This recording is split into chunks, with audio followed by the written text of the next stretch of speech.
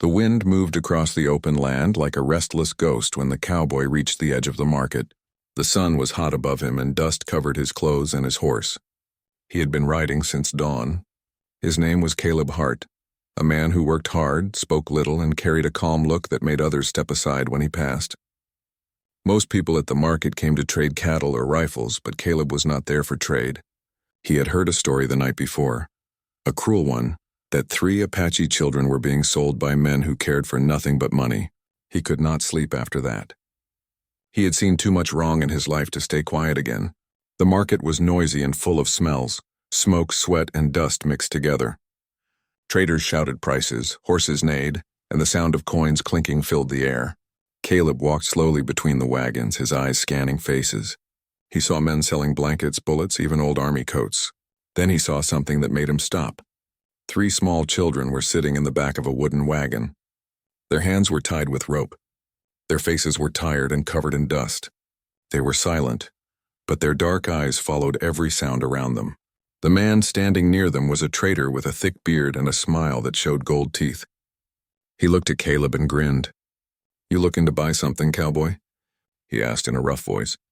Caleb did not answer right away. He kept his eyes on the children. "Where did you get them?" he asked quietly. The trader laughed.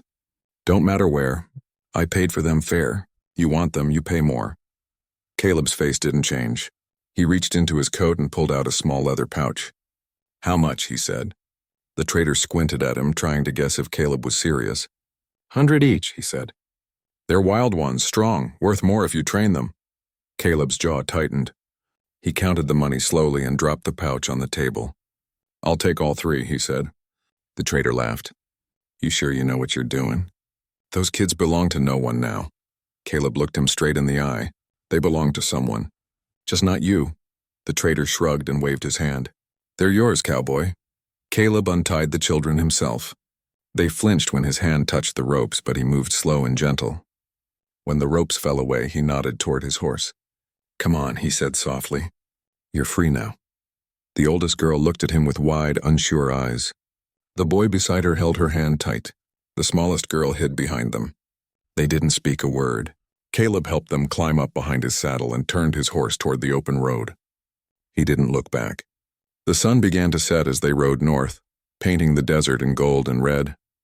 Caleb stopped by a small stream when darkness came. He gave the children water and tore a piece of bread for each. They sat close to the fire, still silent.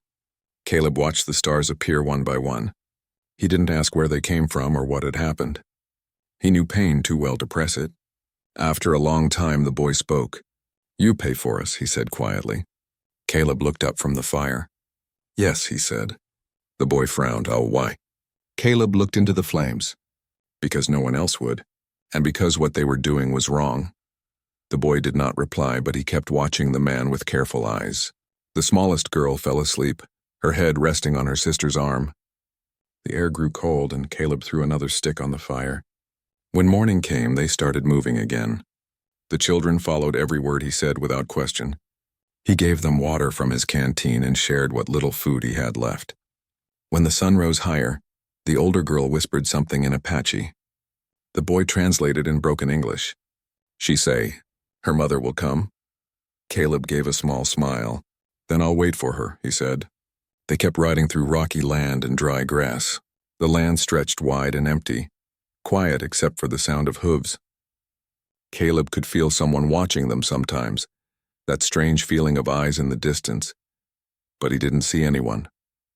He kept his rifle across his saddle just in case, though he hoped he wouldn't need it.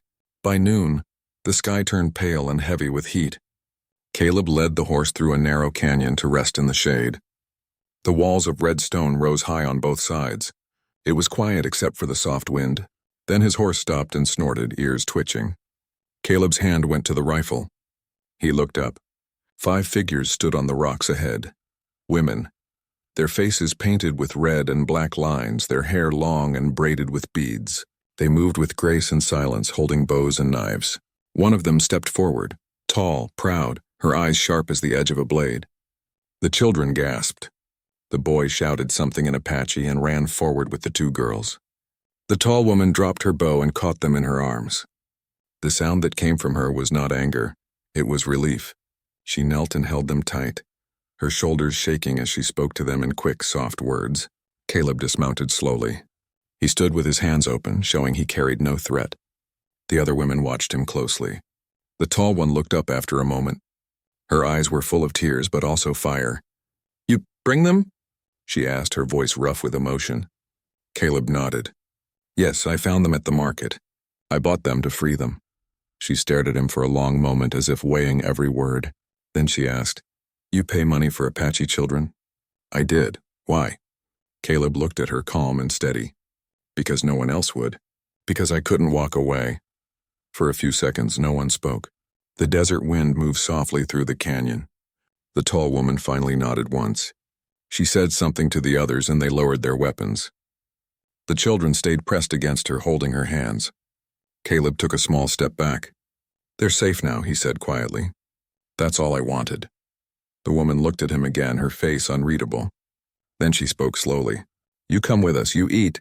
You tell how you find them." Caleb hesitated. He had not planned to stay, but her tone was not cold or angry. It was something else, firm but with respect. He nodded once. "All right," he said.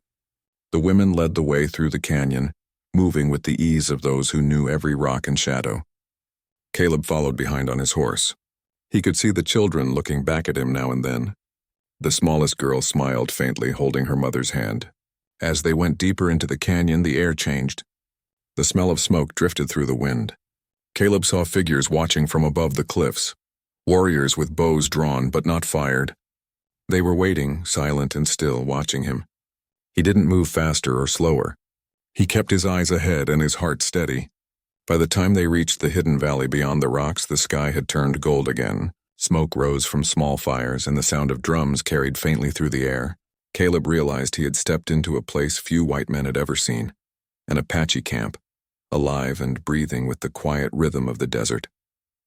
He didn't know what waited for him there, but for the first time in many years, as the children laughed and clung to their mother's side, he felt that maybe the world still had room for a little bit of right in all the wrong. Caleb followed the women through the narrow canyon where the walls rose high on both sides. The tall woman led the way, carrying the youngest child on her hip while the others walked beside her. The path opened into a wide valley hidden from the world. Smoke curled from small fires, and the air smelled of roasted corn and pine. Horses grazed near the stream, and children played close to the tents made of hides and wood. It was an Apache camp, quiet but full of life. As Caleb rode in, every head turned toward him. Men and women stopped what they were doing to stare. He dismounted slowly, showing his hands empty, and waited while the tall woman spoke in her own language to an older man who stood by the central fire. The man had long gray hair tied in braids and deep lines across his face. He was clearly the leader. His eyes, sharp as steel, studied Caleb for a long time. Finally, the old man spoke in rough but clear English. "You bring back the lost ones," he said. Caleb nodded. "I found them at the river market," he said. Traders were selling them. The elder's expression darkened. "Bad men," he muttered. "They take our children for money." He looked at Caleb again. "You buy them?" "I did," Caleb said quietly. "Why you do this?" the elder asked. "You not one of us." Caleb looked straight into the fire before answering. "Because no child should be sold like an animal. I had gold. They needed saving. That's all." The camp stayed silent for a moment. Only the crackle of fire broke the stillness. The tall woman standing beside the elder spoke in Apache. Her voice carried emotion, rising and falling like a song. The elder listened, then nodded slowly. He turned to Caleb and said, "You will stay one night, eat, rest, then you go." Caleb didn't argue. He understood he wasn't fully welcome, but he wasn't there for thanks. He had done what felt right, and that was enough. He sat near his horse and waited quietly while the women moved around the camp preparing food. Children stared at him from a distance, whispering to each other. He smiled slightly and tipped his hat, and they giggled before running away. After a while, the tall woman approached. She carried a clay bowl filled with cooked beans and bread. She placed it beside him without a word. Caleb looked up at her and nodded. "Thank you," he said. She watched him eat for a moment, then asked softly, "Your name?" "Caleb," he said. She nodded. "I am Noya." Her English was broken but careful. There was strength in her voice even when she spoke slowly. Caleb nodded again. Your children are brave, he said. They never cried. Noya's eyes softened. They learned to be brave early, she said. Our land hard. Our people hunted. They know fear too soon. Caleb didn't know what to say.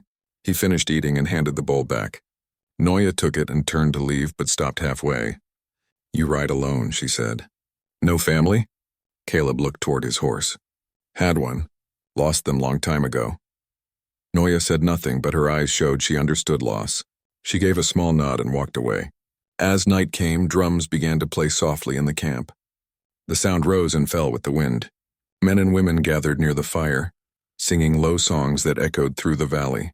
Caleb sat a little distance away, cleaning his rifle and watching the flames. The children he had freed ran past him laughing, chasing each other with sticks. Their laughter made him smile. He hadn't heard a sound that pure in years. Later, the boy came to him holding something small in his hand. Mother say you take this, he said. It was a leather charm shaped like a bird, tied with red string. For protection. Caleb held it gently. Tell her thank you, he said. The boy nodded and ran back to his mother. He looked at the charm for a long time. The desert night was cool now, the firelight warm against his hands. He thought about how strange life could be, how a man could walk into a market planning only to buy supplies and walk out saving 3 lives instead. Hours passed. The camp grew quieter. The stars above the valley were sharp and bright. Caleb leaned back against his saddle thinking of the past. He remembered his younger brother, a boy full of laughter taken years ago when war and anger tore families apart. He never found him again. Maybe that was why he couldn't look away when he saw those children tied up.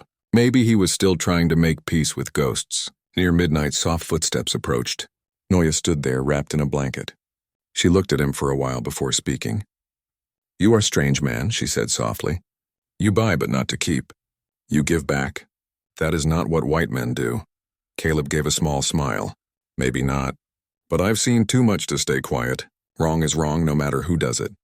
She looked into the fire. The world is changing. Bad men come with guns. They take land, water, children. We fight, but they are many. Caleb nodded slowly. I know, I seen it too.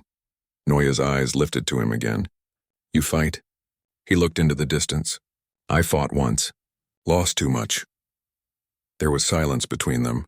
Then she said quietly, You have heart of warrior, but no tribe. Caleb gave a tired smile. Maybe that's true. She looked at him for a long moment, then said, Tomorrow you go. But if trouble comes, call my name to the wind. It will reach me. He nodded. I'll remember that. When morning came, the valley glowed with the first light of dawn. The camp stirred, smoke rising from fresh fires. Caleb packed his few things and saddled his horse.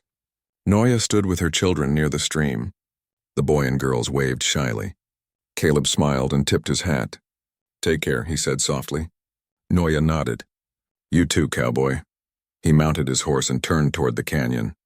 The sun painted the rocks in gold as he rode away.